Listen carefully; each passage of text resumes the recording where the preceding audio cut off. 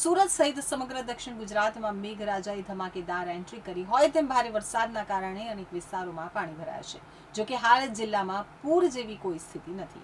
સુરત સહિત સમગ્ર દક્ષિણ ગુજરાતમાં છેલ્લા 2-3 દિવસથી વરસાદ વરસી રહ્યો છે. અનેક વિસ્તારોમાં વરસાદી પાણી ભરાવાની સ્થિતિ સર્જાઈ હતી, પરંતુ સંબંધિત વિભાગોએ સમયસર કામગીરી કરી અને મોટાભાગના સ્થળોએ પાણીનો નિકાલ કર્યો છે. સુરત જિલ્લા કલેક્ટર તેજસ પરમારે જણાવ્યું હતું કે 2 થી 4 જુલાઈ દરમિયાન ભારેથી અતિભારે વરસાદની આગાહી કરવામાં આવી હતી અને હવે વરસાદની તીવ્રતામાં ધીમે ધીમે ઘટાડો થવાની શક્યતા છે. તો જિલ્લા વહીવટીતંત્ર હવામાન વિભાગની આગાહી પર સતત નજર રાખી રહ્યું છે. તમામ જરૂરી પૂર્વ તૈયારીઓ પૂર્ણ કરી દેવામાં આવી છે. આજે સુરત જિલ્લામાં સરેરાશ 17.92 મિલીમીટર વરસાદ નોંધાયો છે, જ્યારે ચાલુ ચોમાસામાં સરેરાશ વરસાદ 228 મિલીમીટર સુધી પહોંચી ગયો છે. સૌથી વધુ વરસાદ અંબિકા તાલુકામાં 389 મિલીમીટર નોંધાયો છે, તો પલસાણામાં 362, મહુવામાં 352, બારડોલીમાં 309 અને ઉમરપાડામાં 298 મિલીમીટર વરસાદ નોંધાયો છે. જિલ્લાની તમામ નદીઓ, ડેમો, જળાશયો હાલ ભયજનક સપાટીથી નીચે છે. પૂર જેવી કોઈ સ્થિતિ નથી. તેમ છતાં દરેક જળાશય અને નદી પર સતત નજર રાખવામાં આવી રહી છે. મહુવા તાલુકાના 2 ગ્રામ્ય માર્ગો ઉપર પાણી ફરી વળતા વાહન વ્યવહાર અસ્થાયી રીતે બંધ કરવામાં આવ્યો છે, તો વૈકલ્પિક માર્ગોની વ્યવસ્થા પણ કરવામાં આવી છે. પાણી ઉતરતા જ માર્ગો ફરી શરૂ કરી દેવામાં આવશે. જિલ્લામાં 24 કલાક એમરજન્સી ઓપરેશન સેન્ટર કાર્યરત છે. ઓલપાડ ખાતે એનડીઆરએફ અને માંગરોળ ખાતે એસડીઆરએફની ટીમ તૈનાત રાખવામાં આવી છે. ફાયર વિભાગો અને બચાવ દળોને પણ સંપૂર્ણ સજ્જ રાખવામાં આવ્યા છે. તો વહીવટી તંત્રે નાગરિકોને ભારે વરસાદ દરમિયાન બિનજરૂરી મુસાફરી ટાળવા, નદી, નાળા, કોઝવે અને પાણી ભરાયેલા રસ્તા ઉપર ન જવા તેમજ કોઈપણ એમરજન્સીમાં જિલ્લા કંટ્રોલ રૂમ અથવા સ્થાનિક તંત્રનો તાત્કાલિક સંપર્ક કરવા અપીલ કરી છે. સાથે જ અફવાઓથી દૂર રહી સત્તાવાર માહિતી ઉપર જ વિશ્વાસ રાખવા પણ. નમસ્કાર, હું તેજસ પરમાર, કલેક્ટર સુરત. ભારતના હવામાન વિભાગ અમદાવાદ દ્વારા જાહેર કરવામાં આવેલી આગાહી અનુસાર જિલ્લામાં 2 તારીખથી 4 તારીખ સુધી ખૂબ જ ભારેથી અતિભારે વરસાદની સંભાવનાઓ વ્યક્ત કરવામાં આવી હતી.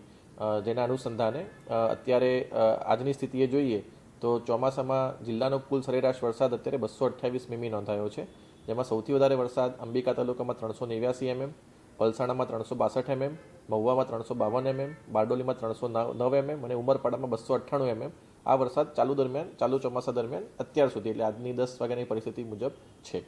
છેલ્લા 24 કલાક અને 48 કલાકમાં જિલ્લાના કેટલાક તાલુકાઓમાં ભારે વરસાદ થયો છે.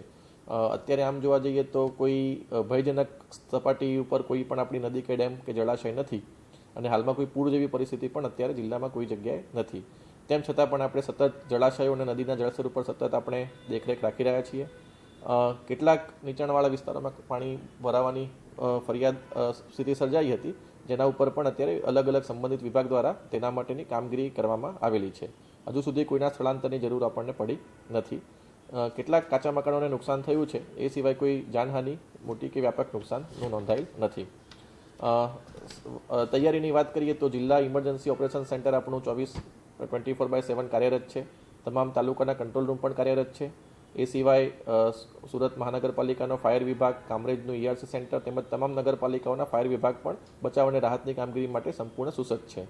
તમામ લાઇન વિભાગ, RNB, વીજળી વિભાગ, સિંચાઈ તમામ સાથે અત્યારે સતત સંકલન રાખવામાં આવી રહ્યું છે અને જરૂરિયાત મુજબ જો જરૂર પડે તો તાત્કાલિક પ્રતિસાદ માટે અધિકારીઓની કોન્ટેક્ટ ડાયરેક્ટરી પણ તૈયાર રાખવામાં આવેલ છે.